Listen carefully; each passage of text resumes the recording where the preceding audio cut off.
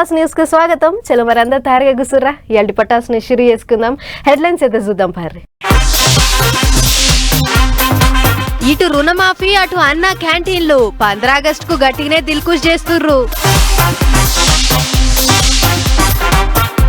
Party మారినోళ్ల మీద ఏటేయాల్సిందేనట. Speaker సార్ను కలిసిర్రు car party వాళ్ళు. మంచి పని జీతం అని చెప్పి తోలుకపోయిర్రట. కువైట్ల తిప్పల పడుతున్న శివన్న బచాయించిండు.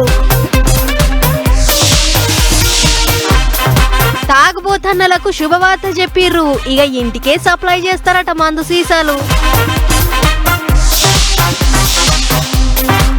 20 ఊర్ల పబ్లిక్ ను ముంచిండు కేటుగాడు. మిత్తిలా ఆశ చూపించి దోసుకున్నాడు 150 కోట్లు. ట్రంప్ మంచిగా ఉండాలని మనోళ్ళ పూజలు. గట్టిగానే ఉన్నట్టున్నారు మన దిక్కు అభిమానులు.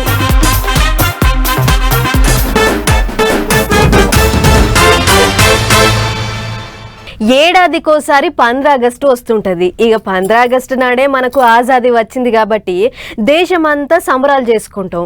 బడిపొల్లగాళ్ల కాడ నుంచి పెద్ద పెద్ద లీడర్ల దాకా అందరం కలిసి దేశభక్తిలో మునిగిపోతుంటాం. అట్లనే ఈసారి కూడా 15 ఆగస్టు రాబోతున్నది.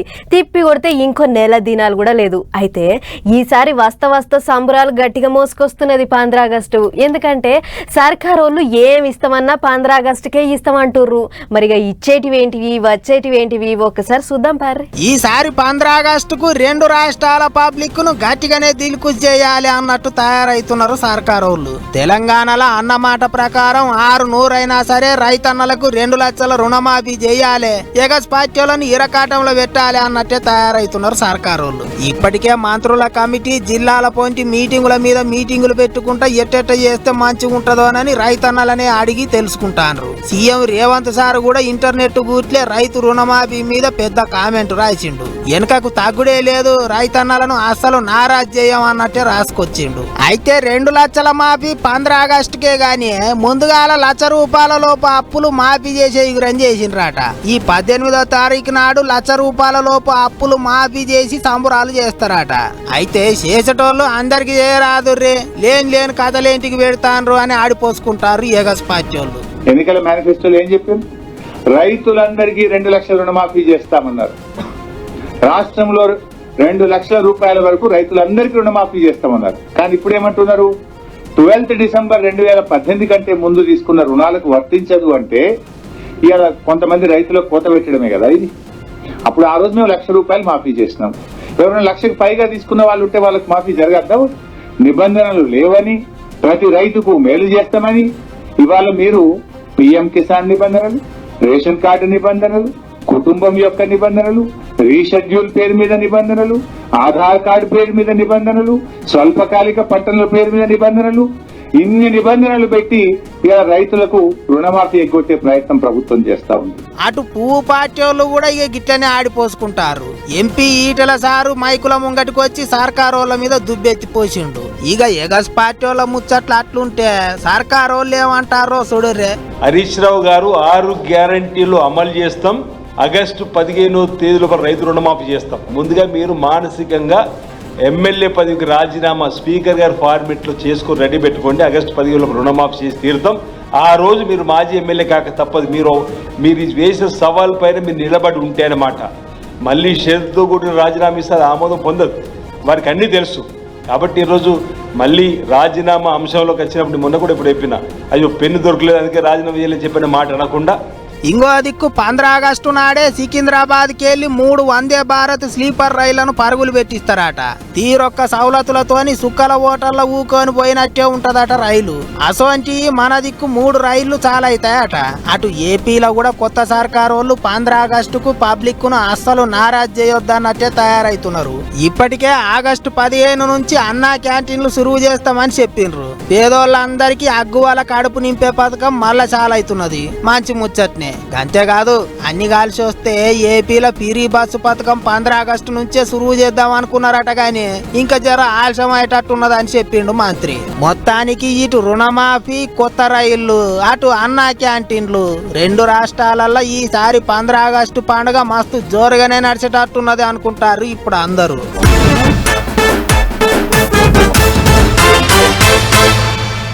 వద్దంటే పోతుర్రు, పట్టుకుంటే ఆగుతలేరు, ఒక్క మాట కూడా చెప్తలేరు. రాత్రికి రాత్రే కండవాలు మారుస్తుర్రు.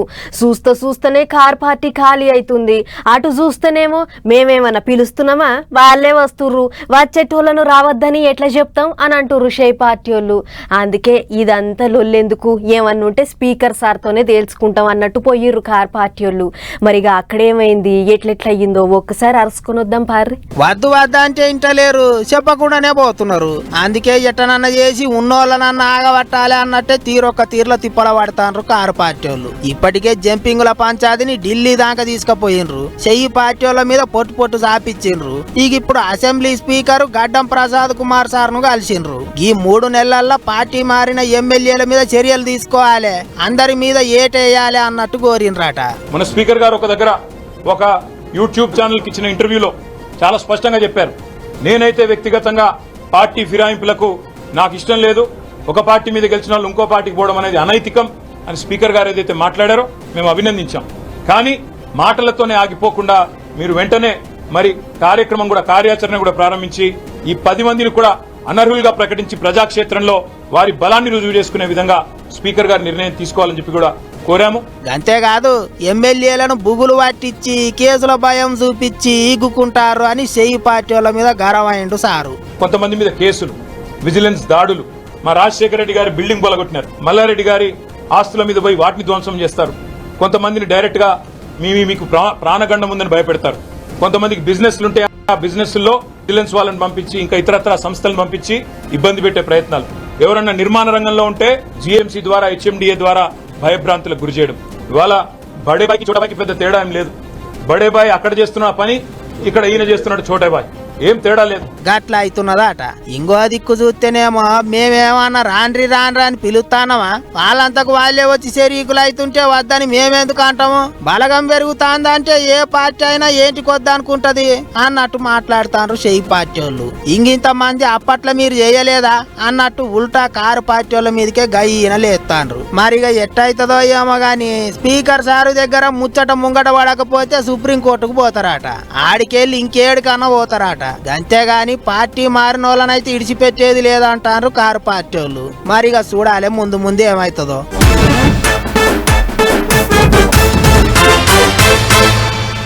కోటి విద్యలు కూటి కొరకే అన్నారు. అందుకే పొట్టకూటికి ఏదో పని వేసుకుందామని బయటి దేశం బాట పడుతుంటారు. చాలా మంది పైసలు సంపాదించుకొని వద్దామని పోతుంటారు. కానీ తానొకటి తెలిస్తే దైవమోటి తలిచినట్టు వేరే దేశాలలో ఇరకబడి కొంతమంది కన్నమ్మ కష్టాలు పడుతుంటారు. అక్కడ ఉండలేక తిరిగి మన దిక్కు రాలేక నరకం అనుభవిస్తుంటారు. ఇగో అట్లనే మొన్న అన్న గురించి చెప్పుకున్నాం కదా, ఇప్పుడు ఆ అన్నకు మంచి రోజులు వచ్చినాయి. జల్దిగానే ఇటు దిక్కు విమానం ఎక్కిస్తారట. తిండికే తిండి లేదు, తాగనికే నీళ్లు లేవు, ఉంటనో పోతనో మీరే కాపాడాలి అని కువైట్కి వెళ్ళి ఓ అన్న పంపిన వీడియో అందరూ చూసే ఉంటారు. ఇక ఇప్పుడు దేవుని పుణ్యాన సర్కారు వాళ్ళ పుణ్యాన గా అన్నను మళ్ళా మన దిక్కు పట్టుకొచ్చే ఇగురని చేసిండ్రు. ఏపీ మంత్రి లోకేష్ సారు గా శివ అనే అన్న వీడియో చూసినట్టనే కువైట్ లో ఉండే మన తెలుగు వాళ్ళను సాయం చేయాలని కోరిండట. అట్లా ఇక సైకిల్ పార్టీ వాళ్ళు సెంటర్ సర్కారు వాళ్ళ సాయంతో శివన్నను ఇంటికి తోలుకొస్తున్నారట. ఇక చూడరు ఏమంటాడో. చూడండి సార్, నేను కోయేటికి వచ్చాను, ఏదో బతకాలని వచ్చాను. ఇక్కడ చూస్తే చాలా కష్టంగా ఉంది, ఎడార్లు వేసేసారు. నేను సోషల్ మీడియాలో నా వీడియో ఒకటి పెట్టాను. దానికి ఎంబసీ వాళ్ళు ఫోన్ చేసి వాళ్ళు ఇక్కడికి తీసుకురావడం జరిగింది. కాకపోతే ఇక్కడ ఉండడానికి రూము, తినడానికి తిండి, మంచి చెడ్డ అన్ని వాళ్ళే చూస్తున్నారు సార్. ఇక్కడ నుంచి ఇండియా పంపించేదాకా సార్ వాళ్ళదే బాధ్యత అని చెప్పారు. ఏం ఫికర్ చేయక అన్నట్టు చెప్పిండ్రాట. మంచి ముచ్చట్నే. అయితే గీ శివన్న కువైట్కు పోయి ఎట్లా సిక్కబడ్డాడబ్బా అని అంటే అన్నమయ్య జిల్లా చింతపర్తిలో ఉన్నదట అన్న సంసారం. కువైట్కు పోతే బాగా పైసలు సంపాదించవచ్చు అన్నట్టు చెప్పిండ్రటే వాళ్ళు. అట్లా ఇక రాయచోటిలో ఉండే ఐదర్ అనే ఏజెంట్ను పట్టుకుంటే వాడు కువైట్కు తోలుకపోయిండట. ముందుగాల మంచి పని జీతం అని చెప్పి అక్కడికి పోయినాక ఎడారిలో గొర్రెలు మేకలు కోళ్లు కాసే పనిలే పెట్టిండ్రట. 4-5 దినాలైనా ఒక్క నరమానవుడు పలకరియకపోయేదట. తిండి తిప్పల లేక నడమ ఏజెంట్కు ఫోన్ కొడితే అదే పని చేయాలని ఫోన్ పెట్టేసిండట. అట్లా ఇక ఆఖరికి ఇంటర్నెట్లో వీడియో పెడితే అట్లిట్లా అదృష్టం మంచిగుండి అది సర్కారు వాళ్ళ కంట్లే పడి ఇంటికి చేరుకునే బాట దొరికింది. ఎట్లనో ఓ లెక్క బాచాయించిండు గాని గీ అన్న లెక్కనే బతుకు తెరువుకు బయటి దేశాలకు పోయి ఇంకెంత మంది ఎన్ని తిప్పల పడతాను రోయేమో అనుకుంటారు ఇప్పుడు పబ్లిక్.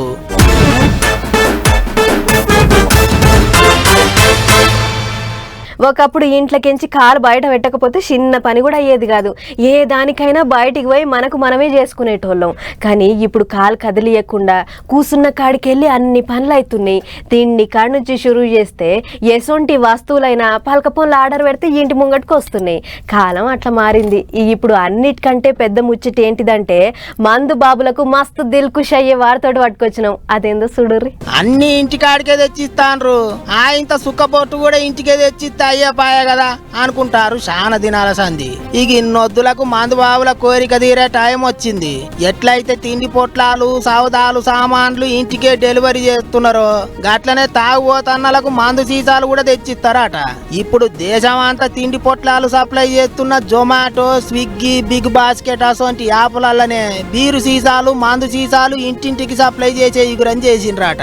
అయితే తొలుత ఢిల్లీ, కర్ణాటక, హర్యానా, పంజాబ్, తమిళనాడు, గోవా, కేరళ అసోంటి రాష్ట్రాలలో అమలు చేస్తారట.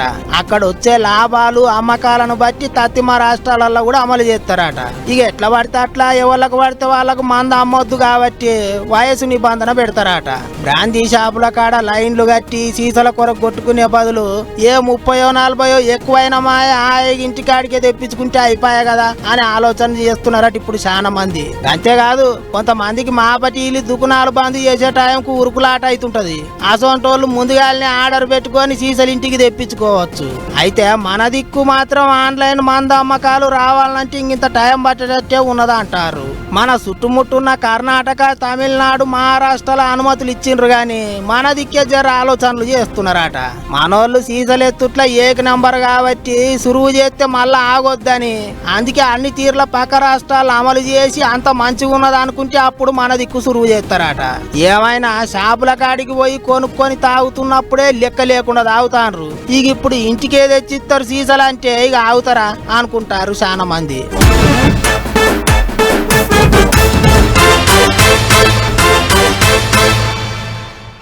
ఏదన్నా దందా చేద్దామని దుఃఖం కొలాయిస్తే నీయతగా చేయాలి. సరే ఓ రూపాయి అటు ఇటైనా ఫరక్ పడదేమో కానీ మొత్తం గుండు కొరుకుదాం అనుకుంటే పురుగులు పట్టిపోతారు. ఆగో గిసొంటి కథ వనపర్తి జిల్లాలోటి అయ్యింది. కొందరు బీద బక్కోళ్ళ తన ఒకడు మీకు ఎక్కువ మిత్తిస్తా అని పైసలు తీసుకుండు. అటెంక మిత్తి లేదు అసలు లేదు. ఏమాయమా పైసలు అని అడిగితే వాడు నా వెనక మరలో చెప్పుకోర్రి అని అంటుండట. మరి ముచ్చటేందో ఒకసారి పూరాగా అరుచుకుని వద్దాం పార్రి. సాయిబాబా ఫైనాన్స్ వాడు కాలిపోను వాని దినంజయ్య వాని మోల్దా దెంప మా పైసలు అన్యాయంగా గుంజుకొని అవతల పడ్డాడు. మిత్తియకున్న మా అసలన్న ఇయ్యరానంటే నా వెనకమర్ల చెప్పుర్రి అని అనుకుంటా దొంగోన్ లెక్క తిరుగుతుండు అని నాగర్ కర్నూలు జిల్లా దిక్కున్న 20 ఊర్ల రైతులు గోసెల్ల తీస్తుర్రు. ఇంతకు అసలు ముచ్చట ఏంటిదంటే పాలమూరు రంగారెడ్డి ప్రాజెక్ట్ జయంగా రైతుల భూములు అండ్ల పోయినాయట. అయితే అప్పటికీ సర్కార్ నష్టపరిహారం కింద ఎకరానికి 5 లక్షల లెక్కన చెక్కులు పంచి ఇచ్చిందట. ఇక గీ ముచ్చటేరికైనా అక్కడనే ఫైనాన్స్ దందా చేసే సాయిబాబా అనే సహకారిగాడు వీళ్ళ తానికి వచ్చిండట. వచ్చి గిన్ని పైసలు మీరేం చేసుకుంటారు, మీ తాన ఉంటే వట్టిగా తిని తాగుతారు, లేకుంటే మీ బిడ్డ వచ్చి ఎత్తుకపోద్ది, ఉన్నాయి అన్ని చూడకుండా ఇష్టం వచ్చినట్టు ఖర్చు పెడతారు, అందుకే గా పైసలు నాకు ఇయ్యుర్రి, నేను మీకు నెలకు 3 నుంచి 5 రూపాయల మిత్తి ఇస్తానని ఉద్దర మాటలు చెప్పిండట. సహకారి గాని నక్క జిత్తుల ఏతుల మాటలు అర్థం గాని రైతులంతా వచ్చినాక గా చెక్కులన్నింటినీ వానికిస్తే ఏం తక్కువ 150 కోట్ల రూపాయలు అని ఖాతాలు వేసుకుని అవతల పడ్డాడట. అంతేనా అనే పెద్ద మనిషి? ప్రతి ఒక్కరు మా ఊరోళ్ళు ఉన్నోళ్ళు మొత్తం ఉన్నాయి ఏవి ఉన్న మొత్తం పైసలు కూడా ఆయనతోటే పెట్టిండ్రు. ఆయన ఇస్తాని ఇస్తలేడు. అదే విధంగా మేము ఇప్పుడు ఎమ్మెల్యే తోడికి పోయినా అదే విధంగా అదే మాట చెప్తున్నాడు, పోలీసుల తోడికి పోయినా అదే మాట చెప్తున్నాడు. ఏ అధికారుల తోడికి పోయినా కూడా మాకు స్పందన వస్తలేదు. అందుకని మాకు ఆధారం అనేది ఏమి లేదు. మాకు ఇండ్లు లేవు, ఏమి లేవు, భూములు లేవు, కూడా మొత్తం కోల్పోయి ఉన్నాము. కాదన్నట్లు ఓ దిక్కు భూములు పోయినాయి, ఇంకో దిక్కు వచ్చిన గా పైసలు వీని గండాన మోపి చేస్తే వీడి ఇయ్యకుంట గింత తిప్పల పెట్టవట్టే. ఎమ్మెల్యేలు పోలీసోళ్లకు చెప్తే వాళ్ళు పట్టించుకోకపాయే. గిట్ల చెప్పులు అరిగేటట్టు తిరుగుతున్నా కూడా వాడు షెంటికం భయపడతలేడంటే వానెనక ఎవరిలో పెద్దోళ్లే ఉన్నారు. అందుకే మేము ఇంత లొల్లి చేస్తున్నా వానికి చెవుల పేను వారినట్లు కూడా లేదట. ఇప్పటికైనా మాకు మిత్తొద్దు ఏమొద్దు, మా పైసలు మా ముఖాన పారేయమనుర్రి, లేకుంటే పెద్ద జంగే లేపుతామని అంటుర్రు.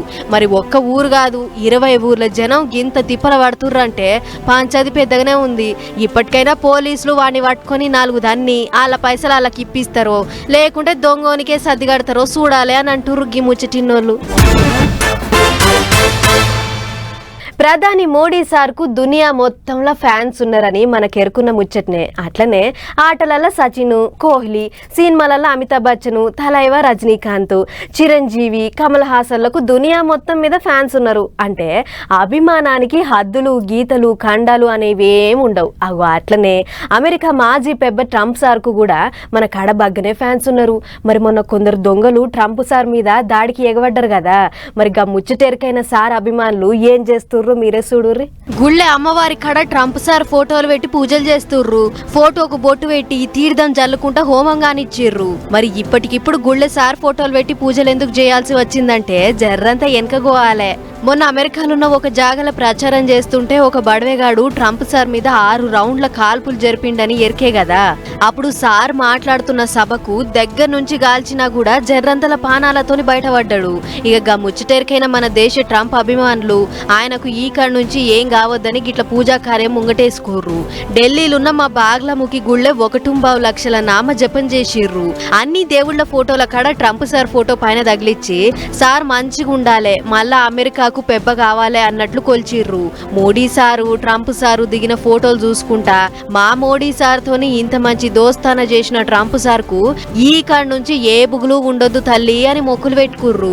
సార్ ఇంకా షానొద్దుల బతకాలే, ఆయన ఏలుబడిలా అమెరికా ఇంకా ముంగటికి పోవాలే అని పబ్బతి పట్టిర్రు. ఏదేమైనా ట్రంప్ సార్ అంటే ఒక అమెరికాలనే హవా అనుకున్నాం గాని సార్ కు మన తన ఫ్యాన్స్ గట్టిగానే ఉన్నట్లున్నారు. అయితే మొన్నైన కాల్పుల ముచ్చటతోని ట్రంప్ సార్ మళ్ళా గెలుస్తాడు అని చాలా మంది అనుకుంటుర్రు. మరిగా ఏమైతుందో ఏమో చూడాలే.